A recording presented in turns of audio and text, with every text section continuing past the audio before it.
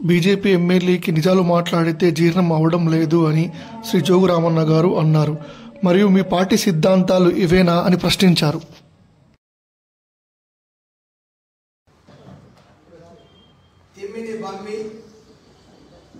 బమ్మిని తిమ్మి చేసి ప్రజలను మోసం చేసినటువంటి మోసగాళ్ళకి చక్రవర్తి అన్నటువంటి పేరున్నటువంటి పాలశంకర్ గారు ఏదైనా పెట్టుకోవచ్చు.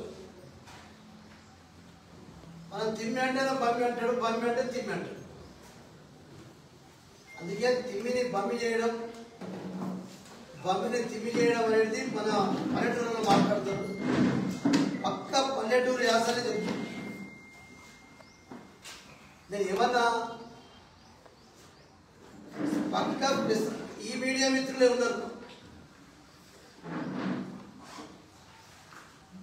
రాజకీయ అక్రమ సంబంధం అని చెప్పిన, రాజకీయ లోపాయికారి ఒప్పందం ఏంటి అని అన్నా.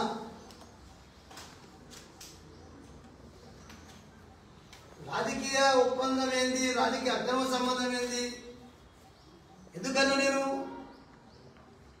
మీ రామచంద్రరావు ఏమో ఇది నయవంచన సభ అంటాడు. అందుకే ఇందిరా పార్కులో రేపు 7వ 8వ తారీఖు నాడు నయవంచన సభ పెడుతున్నాం. కాంగ్రెస్ పార్టీ పూర్తి విఫలం చెందింది 2 సంవత్సరాలు చెప్పి మీ రాష్ట్ర అధ్యక్షుడు చెప్తాడు.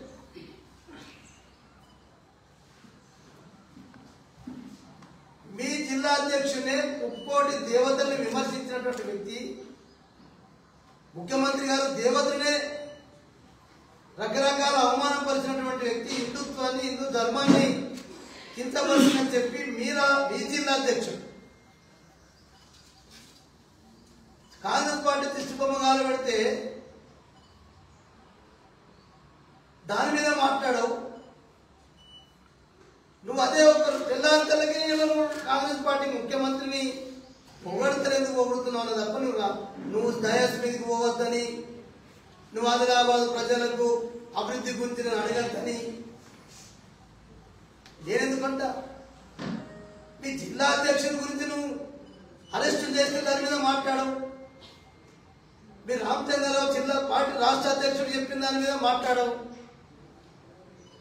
నువ్వేదో కాంగ్రెస్ పార్టీ ఎమ్మెల్యే కంటే ఎక్కువ నువ్వు పొగిడినావు. జోగినవన్నా, జోగినవని చెప్పినా, బ్రోకర్ అని చెప్పినా నేను చెప్పినా. నిన్న ఏం చెప్పిన మీ మహేష్ రెడ్డి ఎమ్మెల్యే, మీ ఫ్లోర్ అసెంబ్లీలో మీ ఫ్లోర్ లీడర్ కదా మరి. అంటే మీ మహేష్ రెడ్డి కాంగ్రెస్ పార్టీని మొత్తం ఈ సభ వేస్ట్, 2 సంవత్సరాల్లో దోపిడీ, అన్యాయము, రేవంత్ రెడ్డి ప్రభుత్వం మొత్తం ప్రజల్ని మోసం చేసిందని చెప్పి మీ మహేష్ రెడ్డి గారు చెప్తా ఉన్నారు. ఇది వాస్తవం కాదా మరి? అంటే అసెంబ్లీలో ఫ్లోర్ లీడరు మీ మహేష్ రెడ్డి కాంగ్రెస్ పార్టీని తిట్టచ్చు, నువ్వేమో పొగడచ్చా మరి? ఇది పార్టీ, ఒక పార్టీ లైనా? నేను అడుగుతున్నది కాదు. ఇప్పటికే నేనేమన్నానంటే, నేను ప్రజలు గెలిపించిండ్రు, ఆదిలాబాద్ నియోజకవర్గ ప్రజల సమస్యల గురించి, అది నీ ప్రభుత్వం ఉన్నా అది ఏ ప్రభుత్వం ఉన్నా నువ్వు ప్రజల సమస్యల గురించి అడగవలసిందే. ముఖ్యమంత్రి గారు జిల్లాకు వచ్చినప్పుడు పోవలసింది. కానీ అట్టర్ని పాప అయిందని చెప్పచ్చు. ఆయన ఇట్లా చెప్తే, మీ రామచంద్రరావు ఇట్లా మాట్లాడితే నువ్వెందుకు ఇట్లా మాట్లాడినావు, నువ్వెందుకు ఇంత పొగిడినావు అని నేను మాట్లాడు. ఇదేంటి అక్రమ సంబంధం, ఇదేమి రూపాయికారి ఒప్పందం? ఇక అవినీతి మీద మాట్లాడు. అసలు నువ్వు మాంగనీస్లో ఒక ఉద్యోగి ఏమి, నాకు తెలిసి 8,000 10,000 ఒక ఉద్యోగిగా మాంగనీస్ కంపెనీలో జాయిన్ అయినావు. ఇది వాస్తవం కదా? మరి ఒక మాంగనీస్ కంపెనీలో ఉద్యోగిగా చేరి ఈయన యజమాని కాలేదా? యజమాని అయిన మాట వాస్తవం కాదా? మరి ఎట్లా యజమాని నువ్వు అవినీతి చేస్తేనే కదా. రెండోది, ఆదిలాబాద్లో ప్రముఖ వ్యాపారులతో దోస్తాన చేసి స్నేహం చేసింది వాస్తవం కాదా?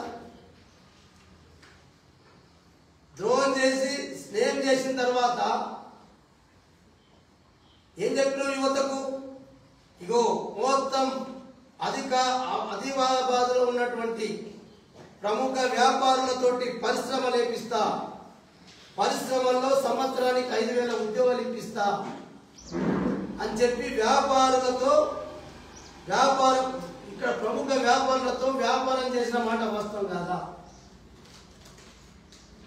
మరి అదే వ్యాపారులని భూములు కొనిపించి పరిశ్రమలు పెడదామని చెప్పి అదే వ్యాపారులకు కుచ్చు టోపీ పెట్టిన మాట వాస్తవం కాదా?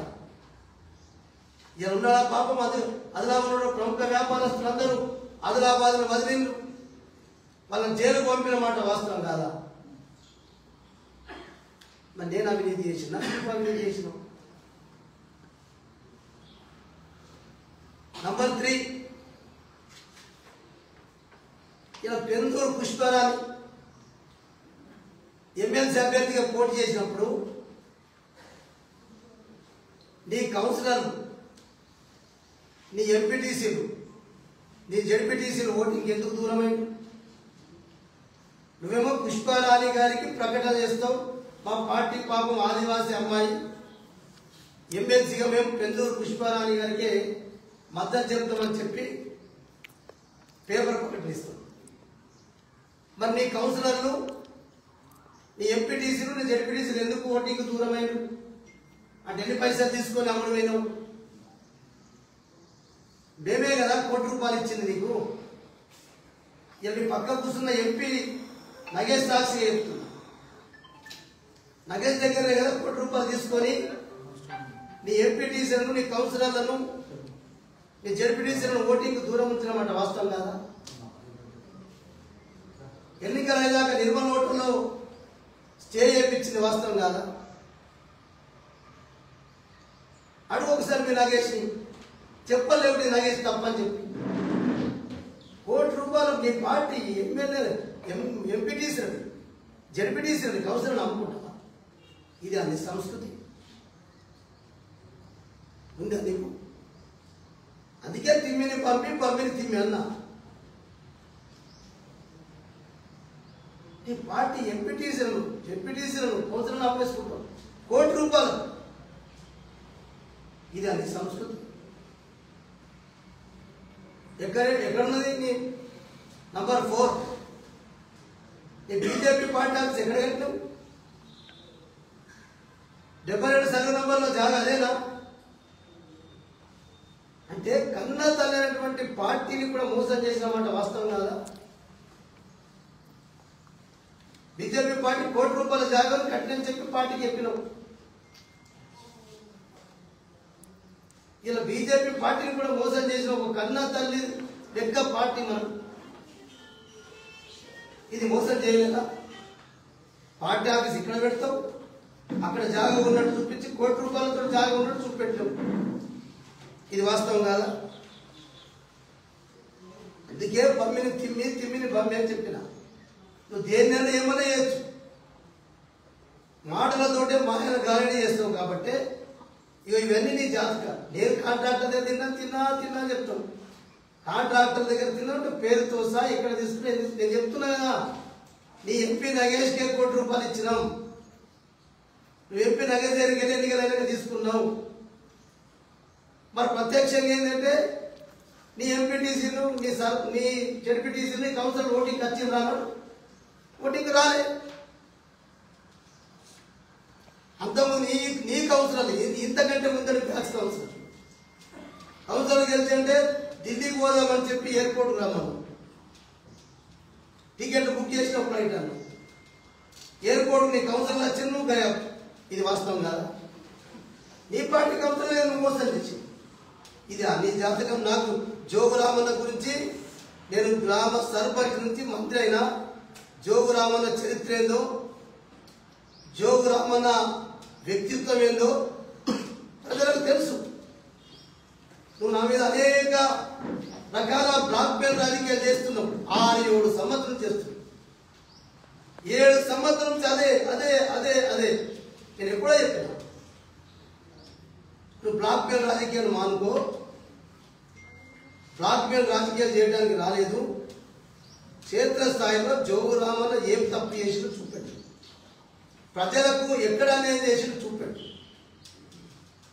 నన్ను నమ్ముతారా నిన్ను నమ్ముతారా? పెట్టు అంబేద్కర్ జోగులు. జోగు రామన్న విశ్వాసపాత్రుడా? జోగు రామన్న మానవత్వం ఉన్న వ్యక్తి? జోగు రామన్న అవినీతి పరుడా? పాయల్ శంకర్ అవినీతి పరుడు? పెట్టు, డబ్బా పెట్టు అంబేద్కర్ జోగులు. అంబేద్కర్ సాక్షిగా ఓటు డబ్బా పెట్టు. అక్కడ ఓటు వేపిద్దాం, పోస్టల్ బ్యాలెట్ పెట్టి. ఇందుకొరకే పాయల్ శంకర్ గారు మాట్లాడేటప్పుడు చాలా జాగ్రత్తగా మాట్లాడు. నేను చెప్పుకుంటూ పోతే చాలా ఉంటాయి. ఇలా పాయల్ ఫౌండేషన్ పేరుతో వేసినటువంటి రోడ్లను రాథోడ్ రమేష్ ఫండ్ తోటి డబ్బులు లేపుకున్నామంట. వాస్తవం కాదా? దేగరవాడలో మినీ పీడబ్ల్యూ స్కీమ్ చేసి బోర్డు పాయల్ ఫౌండేషన్ పెట్టి మరి రాథోడ్ రమేష్ చెప్పి డబ్బులు లేపుకున్నమాట. వాస్తవం కాదు. ఇంకా చాలా ఉన్నాయి. కింబా గ్రామాల్లో నేను చెడుపెట్టేసి పెట్టి నువ్వు రాజకీయంలో నేను పెట్టే భిక్షని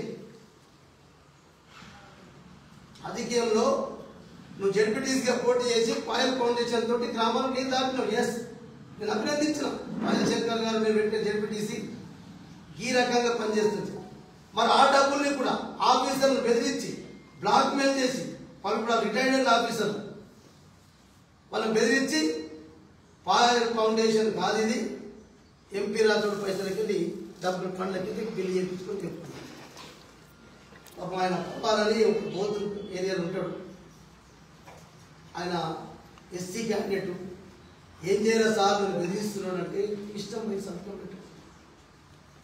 పెట్టుకుంటాం, పెట్టుకుని ఇష్టం. దేనికి ఇట్లా తిమ్మిని పమ్మి అనేదానికి గ్రామాలలో పక్క గ్రామీణ ప్రాంత భాష మాట. వీళ్ళు ఏమైంది పాపం అపోయింట్ సేట్లు పోయి జైల్లో కూర్చున్నారు, జైలు నడుస్తున్నారు. అందుకే చెప్పిన పిఏ ఏదని చెప్పిన పాయల్ అశోక్ నగేష్ ఏదైతే ఉందో మొన్న ఒక సందర్భంలో భారతీయ జనతా పార్టీ ప్రముఖ నాయకుడు ఎంపీ అయినది బిఎల్ సంతోష్ గారు అన్నాడు, ఇలా చాలా మంది భారతీయ జనతా పార్టీ ఎమ్మెల్యేలు కొంతమంది ఢిల్లీకి వచ్చి పైరవీలు చేస్తున్నారు. హైదరాబాద్లో ఒక ఆఫీస్ ఓపెన్ చేసిండు. హైదరాబాద్లో ఆఫీస్ ఓపెన్ చేసి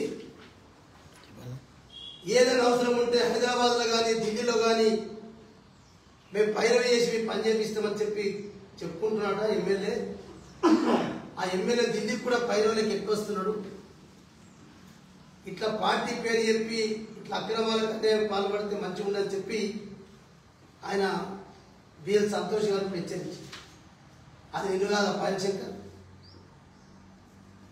బిఎల్ సంతోష్ గారు వార్నింగ్ ఇచ్చింది పాయల్ శంకర్ గారు కాదా?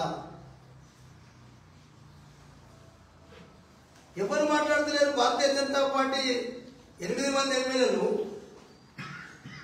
కాంగ్రెస్ పార్టీని విమర్శిస్తున్నాం తప్ప ఎక్కడ సమర్థిస్తలేరు. నువ్వు ఒక్కడే ఎందుకు సమర్థిస్తున్నావు అని అన్నా నేను. దాని అర్థం అదే రూపాయి గారి ఒప్పందం కానీ రాజకీయ అక్రమ సంబంధం కానీ నేను మాట్లాడితే గిరి. అందుకొరకే ఇట్లా తెలంగాణ నుండి ఢిల్లీకి పైరవుల కోసం వెళ్తున్న ఒక ఎమ్మెల్యే అతను ఎవరంటే అదే నువ్వని చెప్పి ఇలా మీ పార్టీలో చర్చ జరుగుతుంది. ఇక ఎంత రాద్దాంతమైంది. నువ్వు ఇక్కడ ఆదిలాబాద్లో మాట్లాడినాక మీ పార్టీలో ఎంత చర్చ జరుగుతుంది. ఆ పార్టీలో చర్చ జరుగుతుందని చెప్పి నువ్వు ఫ్రస్ట్రేషన్లా జోగు రామన్న మీద కానిపోని ఏం మాట్లాడుతున్నావు ప్రజలు తెలుసు అంటున్నావు కదా. జోగు రామన్న ఏంది, పాయల్ శంకర్ ఏంది, జోగు రామన్న వ్యక్తిత్వం ఏంది, పాయల్ శంకర్ వ్యక్తిత్వం ఏంది. పాయల్ శంకరు ఎందరి సేట్లను పుల్లగొట్టించి ఎందరి సేట్లను జైలుకు పంపి ఎందరి మందికి ఉద్యోగాలు ఇస్తారని చెప్పి రాష్ట్రంలో మా ప్రభుత్వం రాకున్నా సంవత్సరానికి 5,000 ఉద్యోగాలు ఇస్తారని చెప్పింది నువ్వు కాదా? ఇలా పరిశ్రమలు లేకపోయా సేట్లు, నీ దందా లేకపోయి అలాగే గుచ్చుతో పెట్టావు, అదే సేట్లను చేరుకోండి నువ్వు కాదా పాయల్ శంకర్ కాదు. ఇక నీ గురించి చెప్తే ఇక ఇవన్నీ చాలా పెద్ద రామాయణం మహాభారతం. అందుకొరకే మేము ఒకటే, ఇప్పటికైనా ఒక సీనియర్ ఎమ్మెల్యేగా ఇప్పుడు దాంట్లో ఉందాతనంగా మాట్లాడు. ఆదిలాబాద్ నియోజకవర్గ అభివృద్ధి కొరకు మాట్లాడు. నేనేమన్నా సిసిఐను ప్రైవేట్కు అమ్ముకోవటానికే ముఖ్యమంత్రి గారు చెప్తే నువ్వు కూడా అదే తప్పు కొట్టినావన్నా. మరి ఇలా ఆ భూ నిర్వాసితులు వాళ్ళు భూములు ఇచ్చింది వాళ్ళ ఉద్యోగ భద్రత కొరకు ఇచ్చింది, వాళ్ళ బతుకల కొరకు ఇచ్చింది. ఆ భూములు అమ్ముకున్న వాళ్ళ పరిస్థితి ఏం కావాలా? ఆ ఉద్యోగాలు కొనుక్కున్న వాళ్ళ పరిస్థితి ఏం కావాలా? నువ్వు ప్రైవేట్కు దారాదత్తం చేసి నువ్వు ప్రాపర్టీలను పెంచుకోవడానికి ప్రయత్నం చేస్తే ఆ పాపం నీకు తగ్గదా పాయల్ శంకర్ గారు? లాస్ట్ ఏదైతే కుమారస్వామి గారి దగ్గరికి వెళ్దాం, ఆదిలాబాద్ పత్రికా మిత్రులను తీసుకొని వెళ్దాం. నువ్వు ఎమ్మెల్యే, నువ్వు పెట్టుకుంటే అంటే పెట్టుకో, లేదంటే నేను ఖర్చు పెట్టుకో. కుమారస్వామి గారు ఖచ్చితంగా ఆదిలాబాద్ సిమెంట్ ఫ్యాక్టరీని మా ప్రభుత్వమే పునఃప్రారంభిస్తుందన్న మాట వాస్తవం కాదా? అది వాస్తవం కాకపోతే నేను ఇక్కడ ఆదిలాబాద్కి వచ్చి ఎక్కడ నువ్వు ఏ ప్రమాణం చేయమంటే ఆ ప్రమాణం చేస్తాను. అది నేను అనేది. నువ్వు ఇక్కడ ముఖ్యమంత్రి గారు ప్రైవేట్కి ఇస్తాడట అంటే ఉద్యోగాలు వస్తాయంటే జోగు రామన్న గారు అద్దంటున్నాడు, తప్పు కాదు, నీ తప్పు కాదు. నేను ఉద్యోగాలు అద్దంటున్నా, సిమెంట్ పరిశ్రమ పునఃప్రారంభించాలి అద్దంటున్నా. మీ ప్రభుత్వమే కేంద్రం ఉన్నది, వాళ్ళని పునఃప్రారంభిస్తామని చెప్తే కుమారస్వామి గారు చెప్పిన మాటలు మేము మా అఖిలపక్షం అంతా ఉన్నాను. నేను ఒక్కనే కాదు, సిపిఐ, సిపిఐఎం, ప్రజా సంఘాలు, నేను అందరం ఉన్నాం కదా. మరి నువ్వు ప్రైవేట్కి అమ్ముతానంటే ఎందుకు ముఖ్యమంత్రి గారికి అడుగులకు మాట్లాడుతున్నావు అన్న? ఏంది ఇదేమి రాజకీయ అక్రమ సంబంధం అన్న? ఇదేమి లోపాయికారి ఒప్పందం అన్న? లోపాయికారి ఒప్పందం అంటే ఏంది? బయట ఒకటి లోపల ఒకటి. బయట నేను ఇట్లా మాట్లాడతావు, లోపలేమో అట్లా మాట్లాడతావు. తిమ్మిని బమ్మెంటో, బమ్మిని తిమ్మెంటో. ఇగో ఇది పాయల్ శంకర్ గారి. జై తెలంగాణ.